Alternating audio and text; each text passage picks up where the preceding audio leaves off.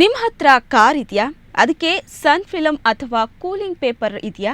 ಹಾಗಾದರೆ ತಕ್ಷಣವೇ ಅದನ್ನು ತೆಗೆಸ್ಬಿಡಿ. ಯಾಕಂದರೆ ಸನ್ ಫಿಲಮ್ ತೆಗೆಸೋದಕ್ಕೆ ಇವತ್ತೇ ಡೆಡ್ಲೈನ್. ನೆಗ್ಲೆಕ್ಟ್ ಮಾಡಿದರೆ ತಪ್ಪಲ್ಲ, ಫೈನ್.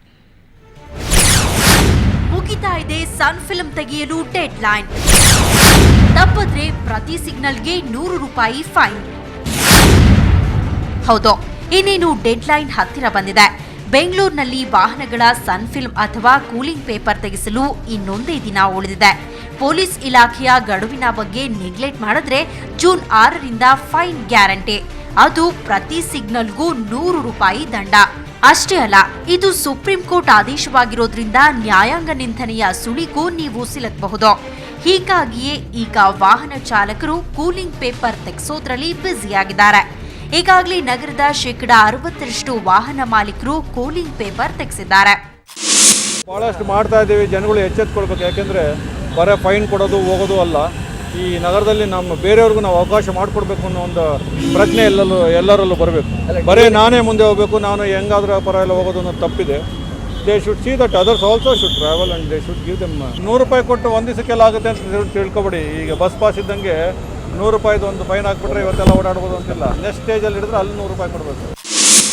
ಈ ನಿಯಮ ಎಲ್ಲರಿಗೂ ಕಡ್ಡಾಯ. ಆದ್ರೆ Z+ ಸೆಕ್ಯೂರಿಟಿ ಹೊಂದಿರೋ ಸಿಎಂ, ರಾಜ್ಯಪಾಲರು ಹಾಗೂ ಗೃಹ ಸಚಿವರಿಗೆ ಮಾತ್ರ ಈ ಕೂಲಿಂಗ್ ಪೇಪರ್ ಕಡ್ಡಾಯದಿಂದ ವಿನಾಯಿತಿ ಇದೆ.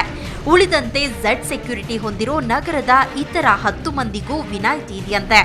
ಆದ್ರೆ ಅವರು ಯಾರು ಅನ್ನೋ ಬಗ್ಗೆ ಇನ್ನು ಪೊಲೀಸ್ ಇಲಾಖೆ ಗಪ್ ಚುಪ್ಪಾಗಿದೆ.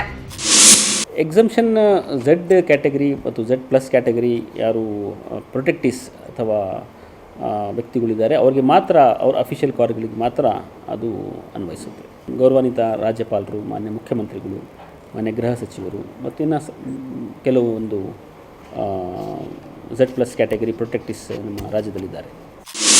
ಅಂದಹಾಗೆ ಸುಪ್ರೀಂ ಕೋರ್ಟ್ ಈ ತೀರ್ಪು ನೀಡೋದಿಕ್ಕೆ ಕಾರಣಗಳು ಇವೆ. ಕೂಲಿಂಗ್ ಪೇಪರ್ ಅಳವಡಿಸಿರುವ ಕಾರಿನ ಒಳಗೆ ಏನೇ ಅನಾಚಾರ, ಅತ್ಯಾಚಾರ ನಡೆದ್ರೂ ಗೊತ್ತಾಗೋದಿಲ್ಲ.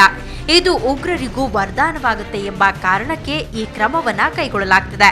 ಆದ್ರೆ ಇದು ಎಷ್ಟರ ಮಟ್ಟಿಗೆ ಸರಿ ಅಂತ ಪ್ರಶ್ನಿಸಿ ಬೆಂಗಳೂರಿನ ಬಾರ್ ಅಸೋಸಿಯೇಷನ್ ವಕೀಲರು ಇವತ್ತು ಸುಪ್ರೀಂ ಕೋರ್ಟ್ಗೆ ಮನವಿ ಸಲ್ಲಿಸಲಿದ್ದಾರೆ. ಆಂಬುಲೆನ್ಸ್ ಆಗ್ಬೋದು, ಈ ಹಣ ಸಾಗಣೆ ಮಾಡ್ತಕ್ಕಂಥ ವೆಹಿಕಲ್ಗಳಾಗ್ಬೋದು, ಆಭರಣ ಸಾಗಣೆ ಮಾಡಿದ ವೆಹಿಕಲ್ಗಳಾಗ್ಬೋದು, ಆಮೇಲೆ ಈ ಔಷಧಿ ಸಾಗಣೆ ಮಾಡಿದ ವೆಹಿಕಲ್ಗಳಾಗ್ಬೋದು, ಇದಕ್ಕೆ ಯಾವುದೇ ರೀತಿ ಅದರಲ್ಲಿ ಮಾನ್ಯ ಸರ್ವೋಚ್ಚ ನ್ಯಾಯಾಲಯದಲ್ಲಿ ಅದರಲ್ಲಿ ಅವರು ಅದನ್ನು ಗಮನ ತಗೊಂಡಿಲ್ಲ. ಅದಕ್ಕೆ ಸಾರ್ವಜನಿಕವಾಗಿ ನಾವು ವಕೀಲರುಗಳು ಸುಪ್ರೀಂ ಕೋರ್ಟ್ನಲ್ಲಿ ಪುನರ್ ಪರಿಶೀಲನಾ ಅರ್ಜಿಯನ್ನು ಸಲ್ಲಿಸಲಿಕ್ಕೆ ತೀರ್ಮಾನ ತಗೊಂಡಿದ್ದೀವಿ. ಒಟ್ಟಾರೆ ಗೊಂದಲದ ನಡುವೆಯೇ ಡೆಡ್ಲೈನ್ ಸಮೀಪಿಸ್ತಾ ಇದೆ. ಅಷ್ಟೇ ಅಲ್ಲ, ಇದು ಕೇವಲ ಜನಸಾಮಾನ್ಯರಿಗಷ್ಟೇ ಕಡ್ಡಾಯವಾಗದೆ ಜನಪ್ರತಿನಿಧಿಗಳು, ಸರ್ಕಾರಿ ಅಧಿಕಾರಿಗಳು ಪಾಲಿಸುವಂತಾಗಲಿ ಅನ್ನೋದು ಎಲ್ಲರ ಆಶಯ. ನಾಗೇಂದ್ರ ಜೊತೆ ನಂದಿನಿ ಜೆ, ಸುವರ್ಣ ನ್ಯೂಸ್ 24/7 ಬೆಂಗಳೂರು.